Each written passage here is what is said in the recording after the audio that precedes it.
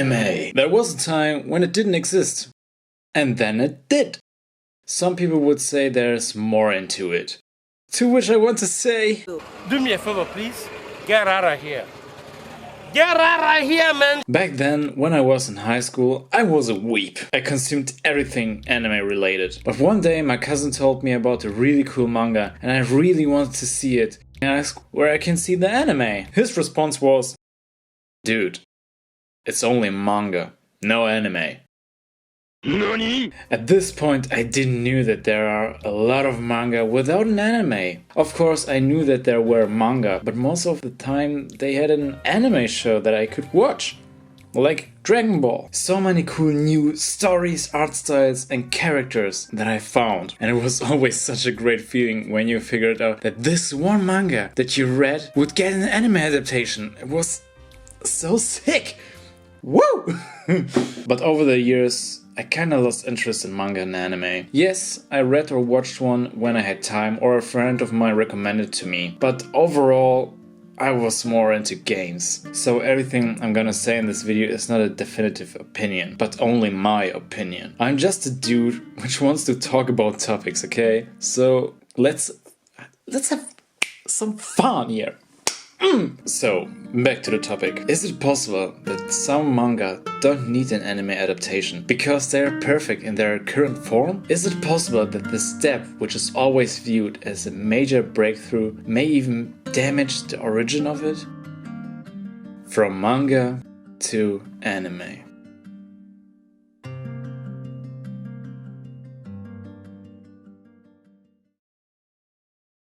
Okay, first of all, I don't have anything against anime adaptations.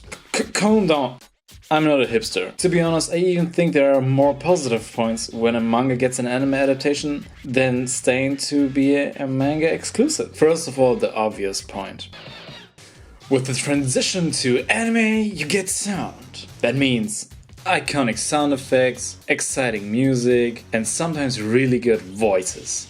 I mean, like, ooh, some of them are... I mean, he doesn't connect this sound effect with Dragon Ball's teleportation. And you get sick openings like the first one from Blue Exorcist.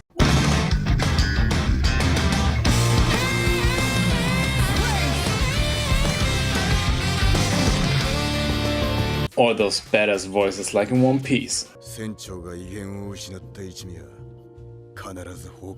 But I must admit, sometimes the English voices are better than the Japanese one. There are always some people that are saying that the Japanese synchronization is always the best. Look at me, I'm such a Japanese guy. Let me eat your butt, loser. Okay, listen, I understand when you have nostalgic memories to a voice, but you can't deny that this voice fits better than this voice. To a guy who can destroy planets.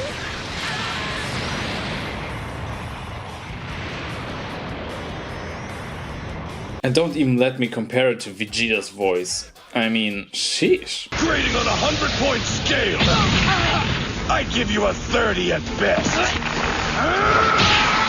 And while we are at it, the German voice of Mugen from Samurai Champloo is really the peak. And I know that the Japanese voice of Mugen is the same voice actor like for Zorro, but sorry guys, the German voice is overall better for me. I still love you.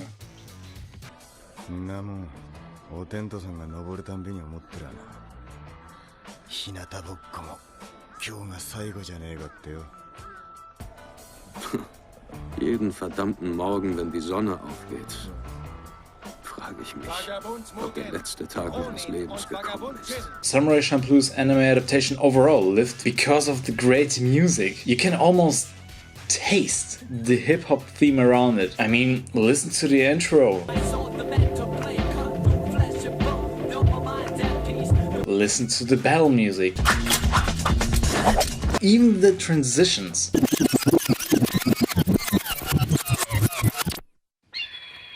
And still, you take the old Asian world building and the characters and it's serious. You see, this is how you create a good world. that is interesting. Almost as if it was intentional to mix different cultures. Samurai Champloo is definitely one of those shows that got with an anime adaptation better. Naruto on the other hand got one of the worst intros ever, but it's infamous because of it. He's really cool. Sakura, the beautiful. But I think this is the European one. I mean, like, or the 4Kids version? I don't know. I will cut it in this way so it makes sense which kind of version I took, so that this speech isn't in... Chester, you will do it. But you can't deny that the sound effects or even the music in Naruto overall is also really good for the atmosphere. I always getting goosebumps when I see Naruto on the swing with this music in the background.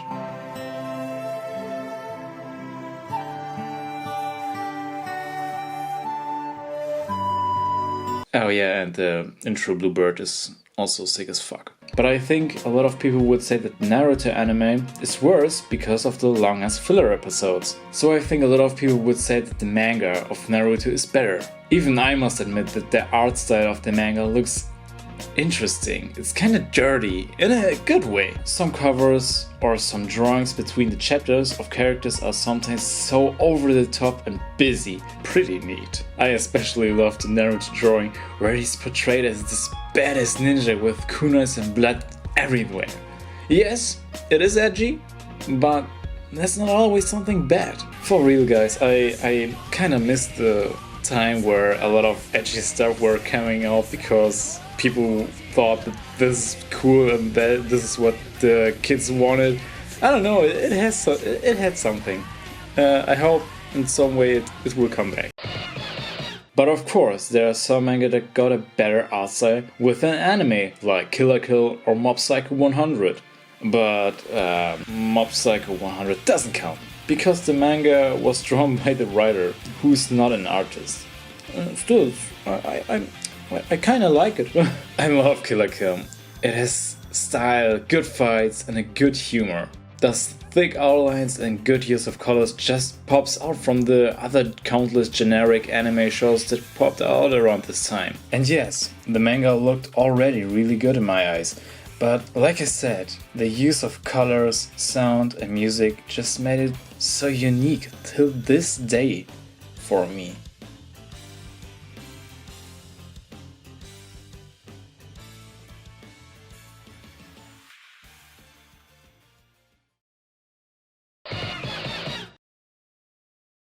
Like I already said, I think there are more positive sides that a manga gets an anime adaptation, and I still wish sometimes some manga would get one, because they deserve it and would be better. The manga that deserved that the most would be 𝙼𝚻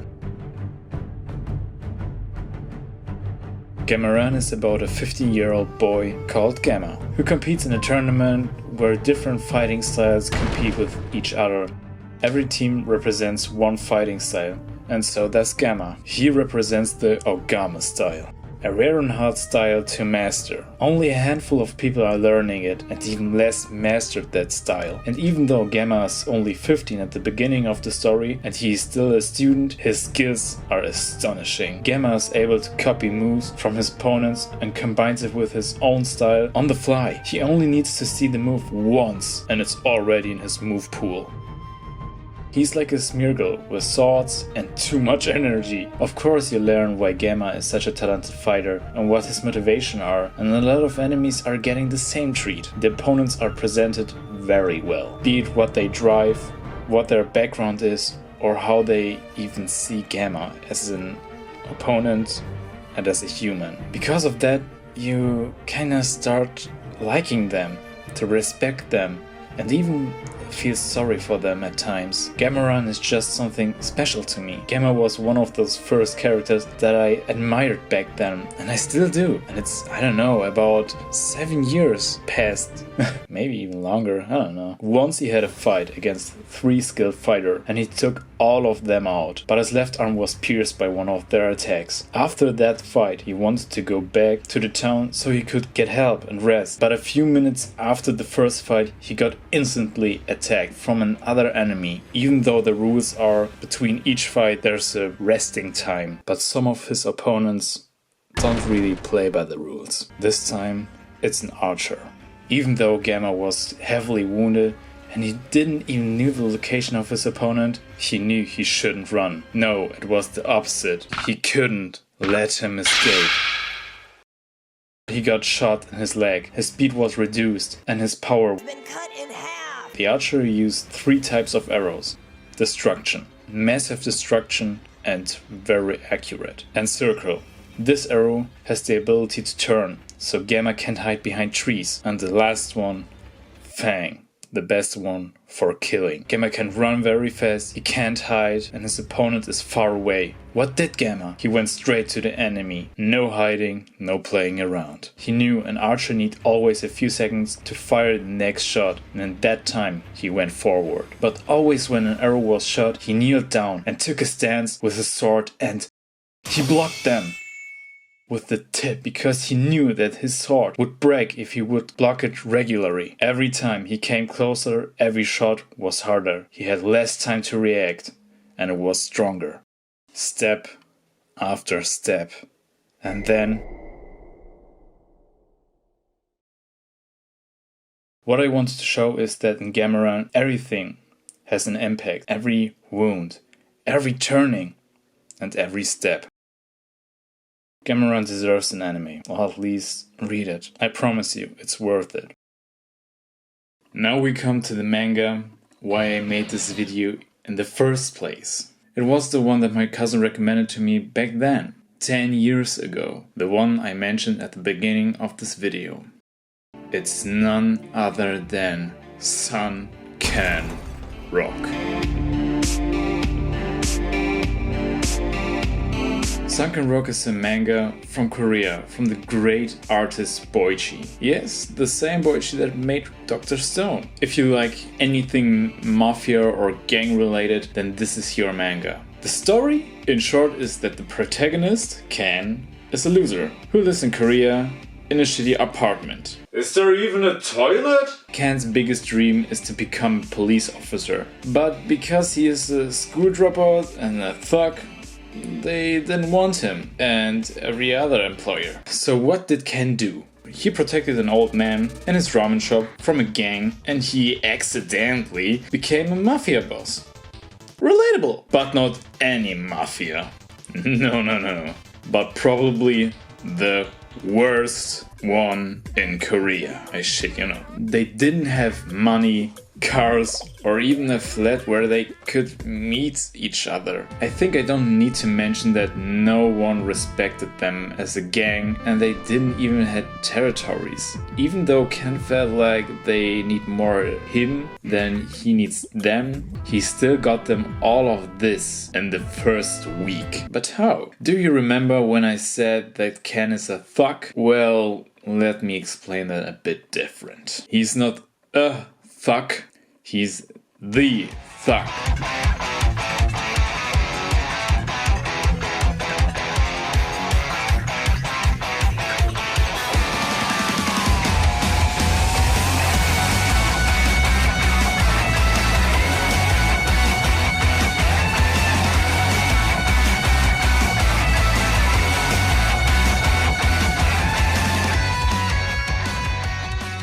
Kan is a motherfucking beast that will destroy everyone if he thinks he would help someone with it. Like everyone!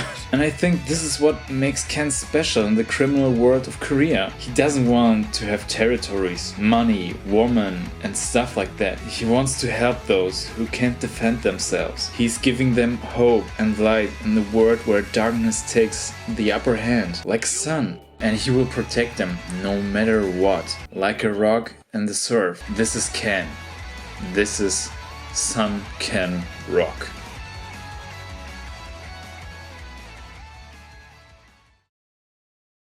But why exactly is he doing this? Why does he want to protect people and help them? Well, like every good story, it's because of a girl.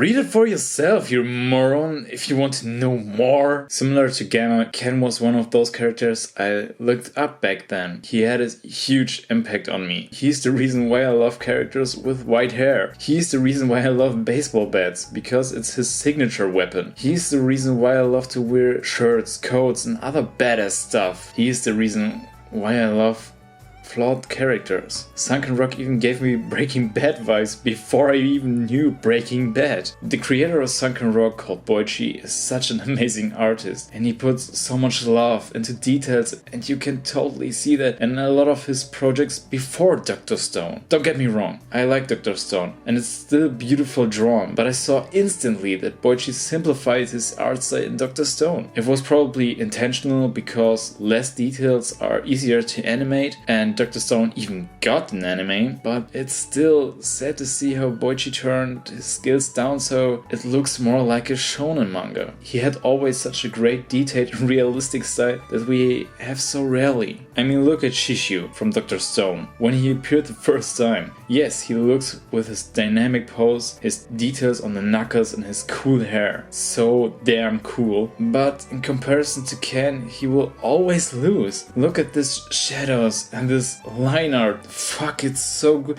I mean, look at this serious face with the shadows over their eyes. It's... 𝙵𝚛𝚘𝚖, I want a child from you. And you can see this kind of detail so often in Sunken Rock. And overall, I don't think an anime could even come close to the atmosphere that the manga gives. Again, I like Dr. Stone, and I'm happy that 𝙵𝚛𝚘𝚖 finally got an anime and gets more attention. But Sunken Rock would be worse as an anime. When my cousin told me about Sunken Rock, we both were still kids. And we both changed over the years. But some things will and should never change. And this is okay like that.